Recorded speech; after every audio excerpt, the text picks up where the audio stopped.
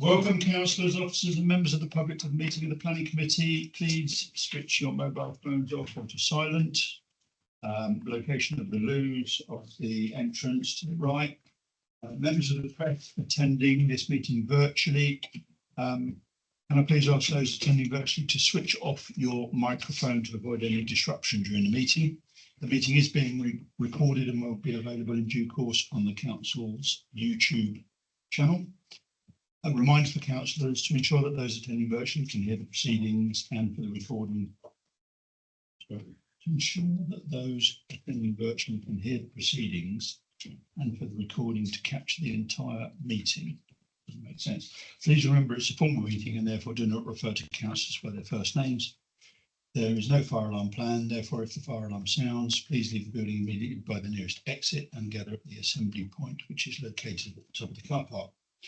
Please be aware that the contents displayed on your iPad or laptop may be seen by others or members of the public attending the meeting.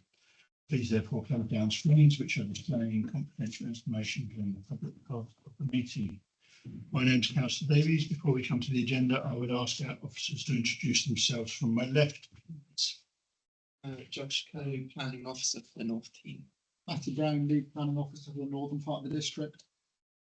I'm Kate, I'm the clerk for today. I'm Hannah Pettifer, the legal officer today.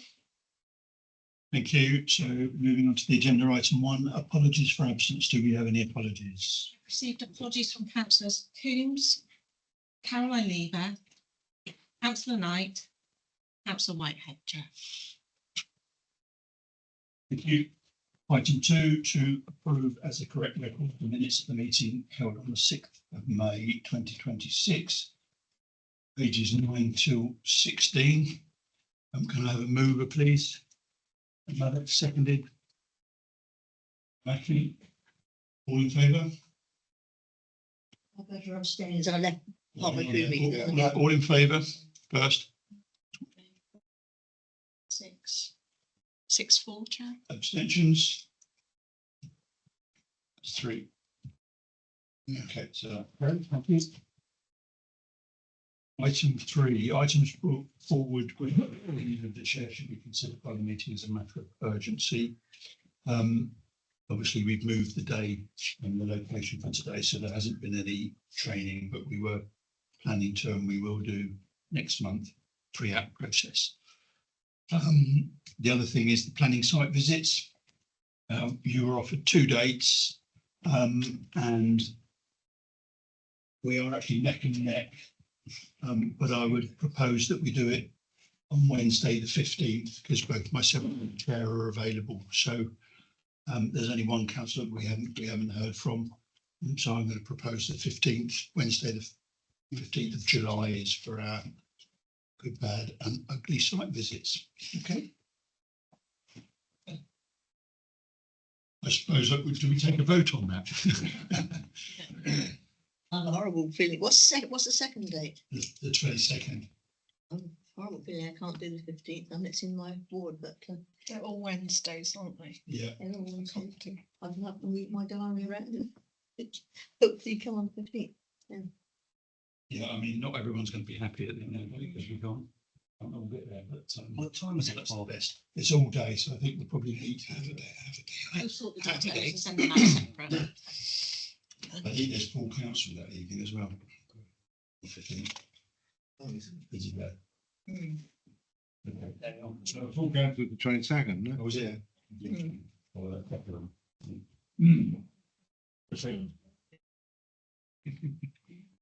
Declaration, item 4, declaration of interest. Do we have any declaration? Chair. Okay. Item 5, to review the agenda between part A and part B. There is no part B. So moving on to part A, item 6, application 81419. And adjacent to Queen Anne's Bay in the Strand.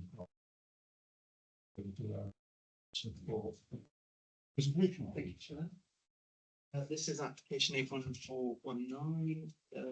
This for the installation of 3 tidal clocks at land adjacent to Queen Anne's Cafe along the Strand. The applicant is Northern Council, which is why it has gone to committee. the tidal triplets was voted by the public in the Flourishing Barnstable Public Art Consultation. The public were given a choice of 11 different public works of art, and the tidal triplets were seen. The tidal triplets is proposed to be located along the Strand close to the waterfront. There is a grade 1 listed building adjacent and a grade 2 listed building also adjacent, so sensitivity towards heritage is needed.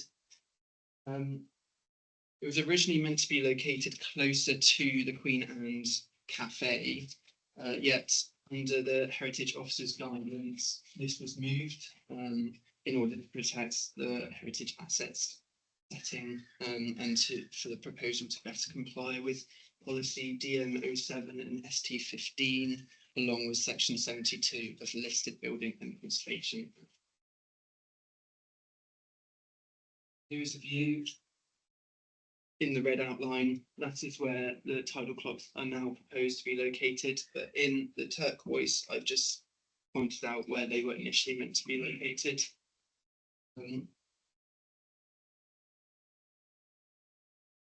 So this is a view of the proposed location along with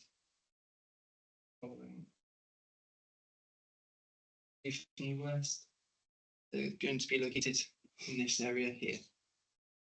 So they'll be set in a visible location with nearby seating to admire them. But more important, they will have their own setting and it won't impede on Tea by the Tor or Queen Anne's Cafe. And it's also worth noting that this position is better for highway safety as well, as it is shielded by the tree. So as you drive along, it won't be in the driver's sight line as you're driving down. The Queen Anne's is visible in the background, but due to the distance, it was seen by the Heritage Officer that it protects the listed buildings setting. This is just a view from Queen Anne's looking towards the site. They will be located here, so they were initially meant to be located here.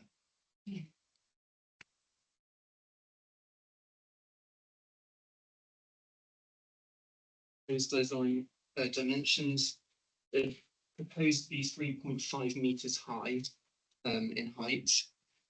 This height is seen to be beneficial to the prevention of antisocial behaviour along the Strand due to the various drinking establishments that are located on the Strand. It's more to put off potential climbing on the blocks, and which would inevitably break them. The height was seen to impede quite a lot on the heritage asset, as I mentioned before, so this is why it's been moved.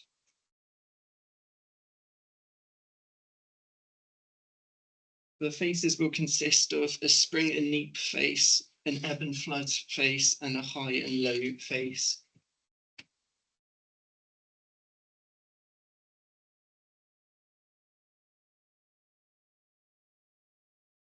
So the artist has advised that the clock hands will relate to Barnstable's Albert clock.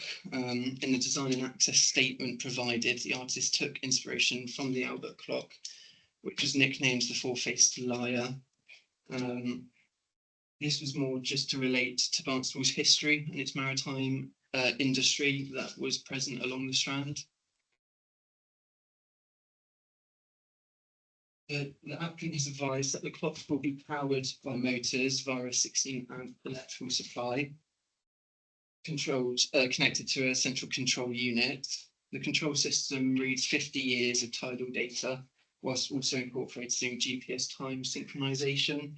This will then power the motors to turn the clock hands, so it will always reflect the real-time state of the river Tor.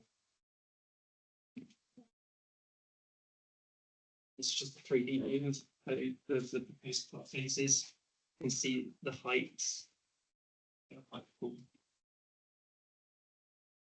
So when looking at this application, design and impact on heritage was the key consideration. In my view, it complies with the relevant policies as it does with amenity and highway safety. It would achieve an installation of public art that contributes to the Barnstable cultural plan, and it would comply with all the relevant planning policy. So as such, I've recommended approval.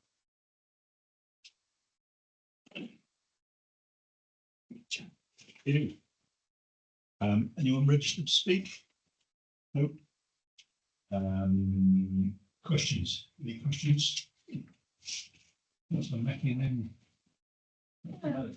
Very briefly, I mean, that the height they're at, I assume that they're really resistant to strong winds that we have and will increasingly have. Yeah, so it's all weatherproofed and it's supposed to be made of brass as well.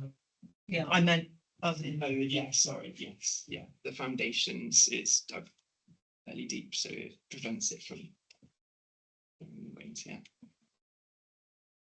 Councillor Alex? I think it's a really interesting idea. And I don't know whether, does anyone know the costs? Because, I mean, even for us in the village, it'd be really interesting thing to have. So yeah, I'm sort of interested, even if there's an app that you can get onto and see where it is at the time. I think it's really positive. We're still in questions, by the way. No, I'll hang on, Chair. Is it a question, Councillor Lane? Yeah, what question or comment? I could have done that. No, the question, you talk about the location. Yeah. Right, and I think you mentioned earlier about it being behind trees or something. Mhm. Well, bearing in mind, of course, the height of the installation, 3 something meters, 3.5 meters. Where would the location be for looking at it? Because if it's, like you mentioned, behind trees. Yeah. You can't look at it from where the tree is because it's behind a tree. That's- So I'm just wondering, can you just show where it's, so it's visible for its best location? There, visibility. So it should be okay. Is that right? Yeah, it's got seating adjacent to it and you'll be able to see it from inside. You can go down on the road, which is the road area to see it. That's all I'm saying. Yeah, no, You can't see it from a car. no. No. Just all for Yeah, I get that one. Thank you. I had a question on the location as well, because the Heritage Conservation Officer Yeah. provided comments, so you're relocating it from where it was originally, that addresses her concerns. Yes, yeah, in the report, she's sent an updated comment where she's now content with it. Okay, so can you just show us where, is it in the paved area or the grass area? No, it's in this grass area here. Okay. Okay, thank you. Councillor Prance? Sure, I'm gonna try to get away with it. Can I sort of half, I mean, I chair the Barnstable Regeneration Board, which is Place Partnership Board, as it now. That's been involved in all this process, and of course Future High Streets. Now, one of the main aims of Future High Streets was to reinforce the link that goes between Cross Street, Butchers Row, across through High Street and back to the Backport Street redevelopment and into the car park.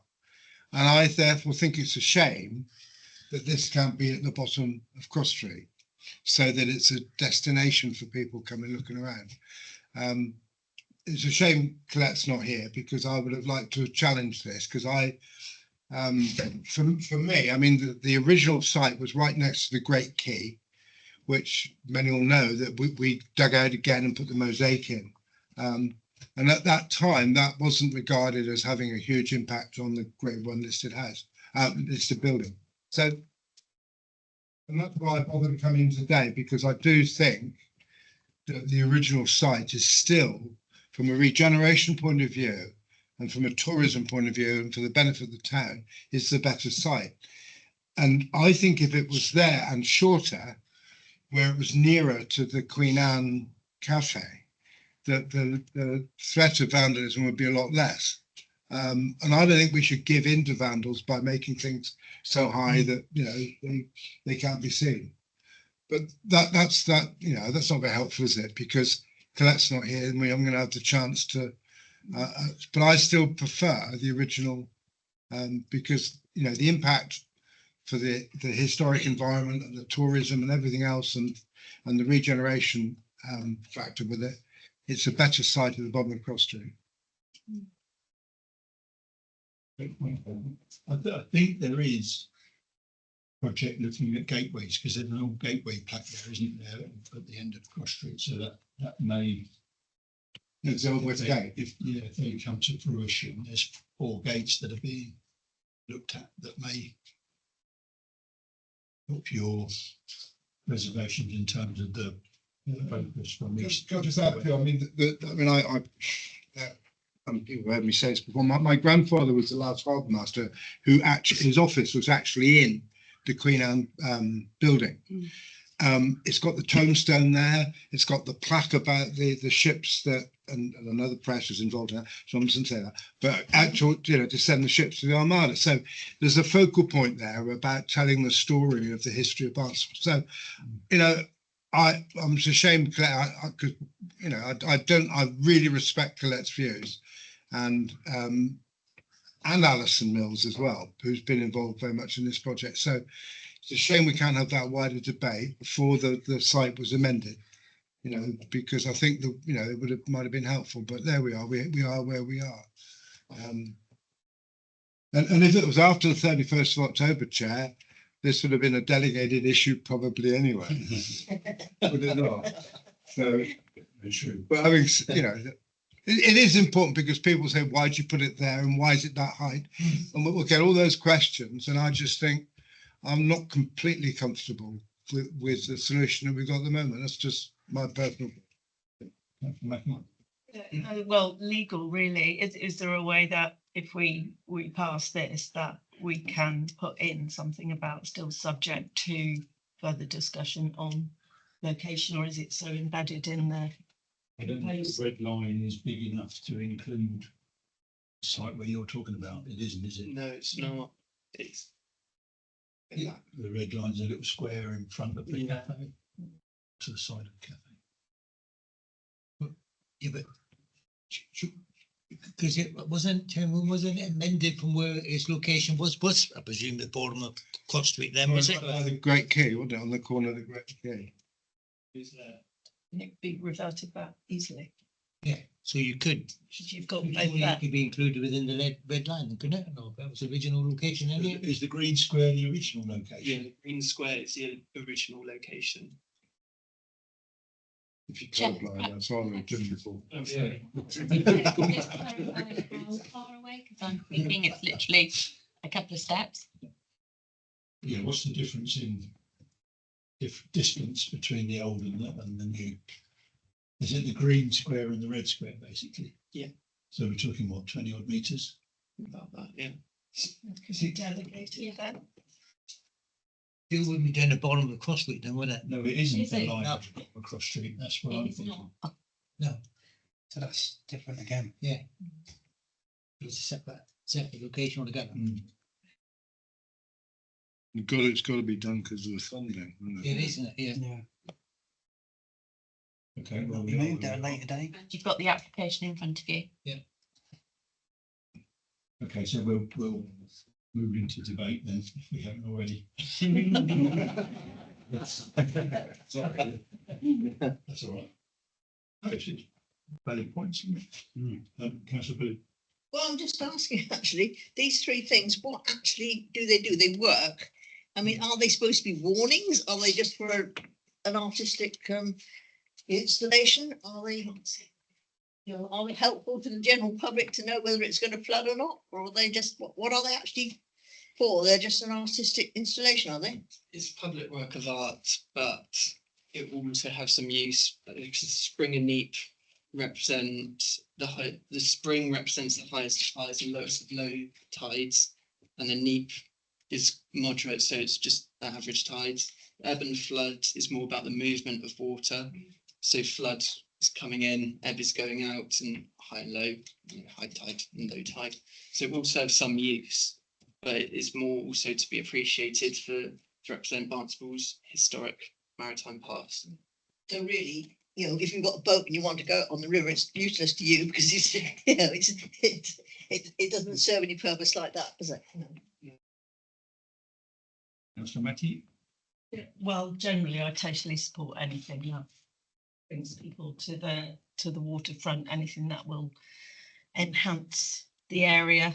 The fact that people have chosen it as well, then that's all good to me. But having heard Councillor Prowse, if there is anything that you can possibly do to, you know, pass what we see, but there be some slightly delegated decision later on if you need to move it slightly, or if there's another thing that's coming up, like you said about the gateways, whether that could then be incorporated at a later date on Yeah, delegated. well, we need to make a decision on the application before us. We can certainly note those reservations. I don't have any problem with that, and that can be looked into. It wouldn't prevent another application coming in. Councillor Lane? Chairman, I will support it in either case, but to be honest with you, 3 meters over 3 meters a night is quite high for, you know, for somebody to visually look at it as well. You know, the further away you is probably better, but to be honest with you, to me, you know, it's a shame we've got to think about vandalism and people climbing up it, but they still would go up at it even being 3 meters high. I think it's quite high for as it stands, in whether it would be more acceptable if it was slightly lower in height. I mean, I think we could possibly make a comment regarding that, because I think you know, we do. It's a bit of a high tree. It is a bit overkill, really, tell you the truth, in height. Yeah.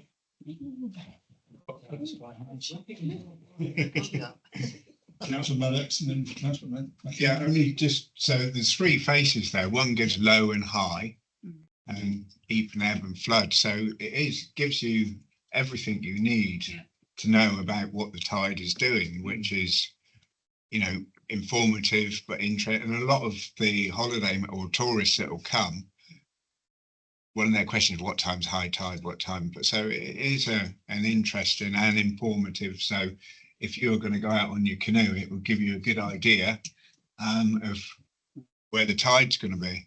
But you wouldn't be going from there. Well, you get in your car and drive down to where you're going to go from then, after you look through Barnstable.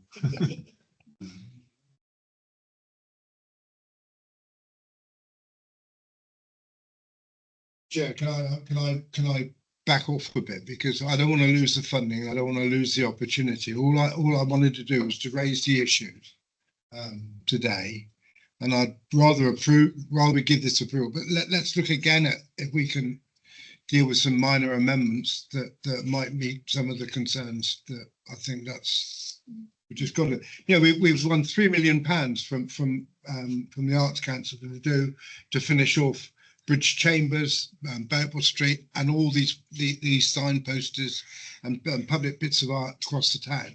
So we don't want to lose it. You know, we've worked with the Arts Council this far, so you know. Yeah, good. I'm looking at Matt Brown's been itching too, so Chair, through you, Chair. He's obviously got a solution. Thank you, Chair. Just picking on a couple of the points there, I think if we are looking to try and negotiate something lower, you could delegate us authority to try and negotiate something lower with the applicant. And if we can't secure, we could still issue the decision if we so minded that resolution. The other option is if members did resolve to grant planning permission, the applicant could come back with a non-material amendment to seek to lower them. I don't think that type of application would need to be referred to committee, so that would be an expedient way to deal with it. In terms of moving the red edge, then what we've got here is an application that was restarted because the red edge was moved. So I don't think we could revert back to the original red edge without starting the application again. So I think that would delay any decision. And that, as Councillor Perry said, there is funding which is relevant in terms of this application. So I would encourage members to make a decision today, even if that is one delegating authority to the planning manager to progress. Chair, I could just add, Councillor Press has said that the original position was at the end of Cross Street, well, that's not actually the case.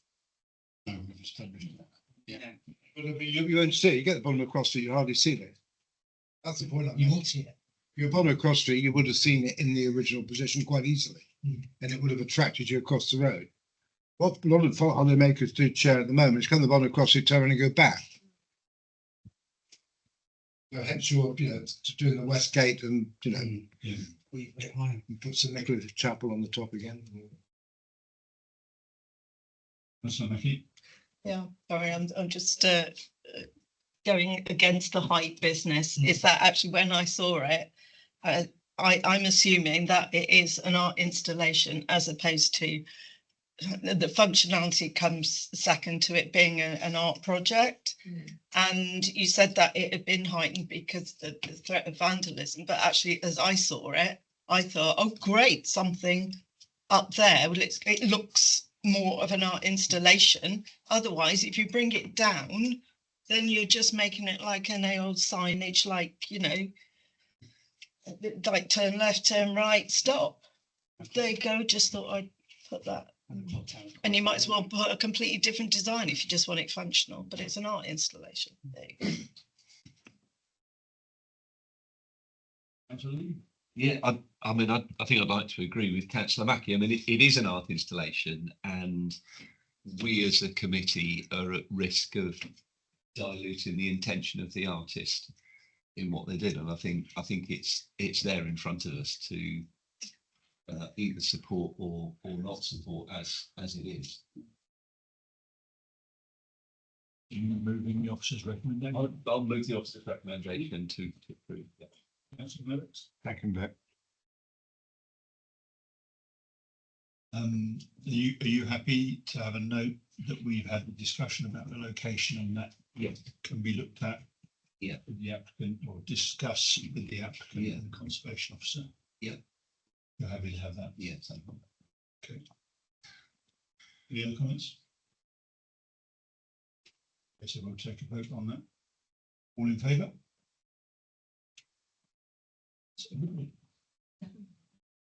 Thank you. Decide on anything. Item 7 is the, thank you very much. Item 7 is the decision. Yeah. I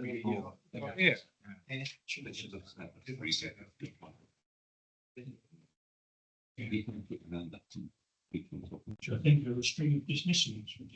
Yeah,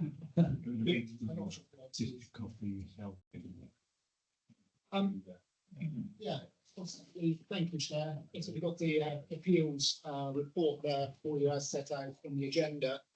Because you might have a glass or something. The first one's obviously relating to Bratton Fleming, and that relates to a building and some hard standing, which we sought to be removed through an enforcement notice. The planning inspector sided with us and felt that yes, they should be removed.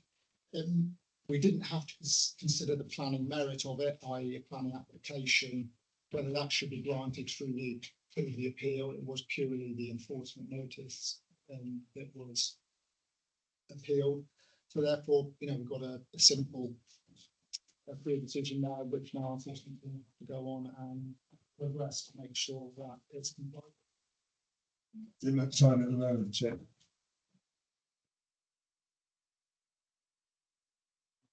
There isn't much sign at the moment. In fact, they're doing more work there. Yes, they do. The next one, which is down at Bradford near Manning's Pit, which may help members to orientate where it is.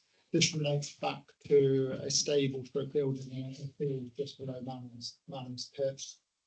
It originally came in as a Class Q application, but we advised the applicant we couldn't progress on that basis because the site is actually within a site of special scientific interest, PSI.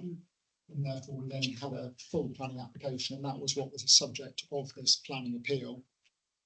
It's really quite interesting, this one. We actually got Natural England to back us in this decision. They were concerned that the intensification of the residential use in that locality would have an impact on the triple SI. And they gave us quite a lengthy statement to go with the planning application, which then went through to the planning inspectorate. So it was good that they actually stepped up to the plate and helped us in terms of this application. I think it does give us a good steer in terms of impacts on the triple SI and other matters in the introduction of residential accommodation to those areas and the impacts that it can have. Even if it could potentially be quite small. So yeah, that was an interesting decision on that one.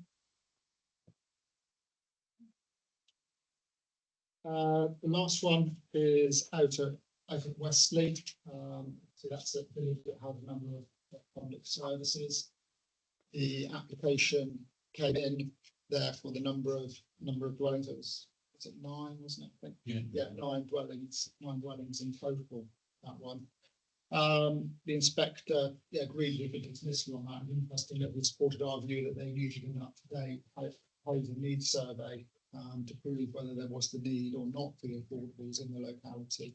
You know, under the previous NDPF, there was some appeals on that type of thing. Like going forward, the new NDPF inspector who's going to be supporting us in terms of the supplements and requirements to provide affordable housing, you know, which is positive. And in terms of this one as well, there was impacts on assets. And again, the inspector backed us in terms of that. So yeah, some interesting implications in terms of application, I think, or appeal ultimately. Excellent. Thank you. Any questions, members? Yep. Well, not any specific ones, but I had one that's come through landed bar down, dismissed. Did that come in too late to go on the agenda? Yeah, we've got another 3 or 4 that have come in since the agenda. Yes, they'll be on the next one. Next time. And we've got another interesting one about a shed in an agricultural field to come next time or the time after as well. So that will come to you as well. Presentation.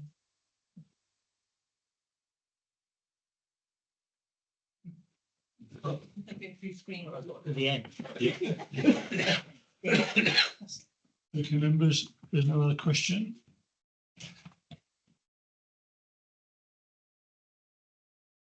Item 8, thank you very much.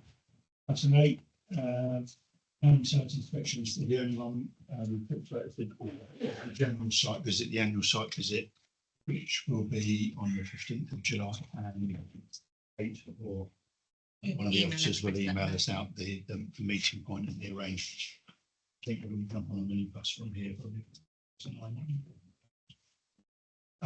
Okay, thank you very much. Do we know which sites we're going to? Yes, well, I do.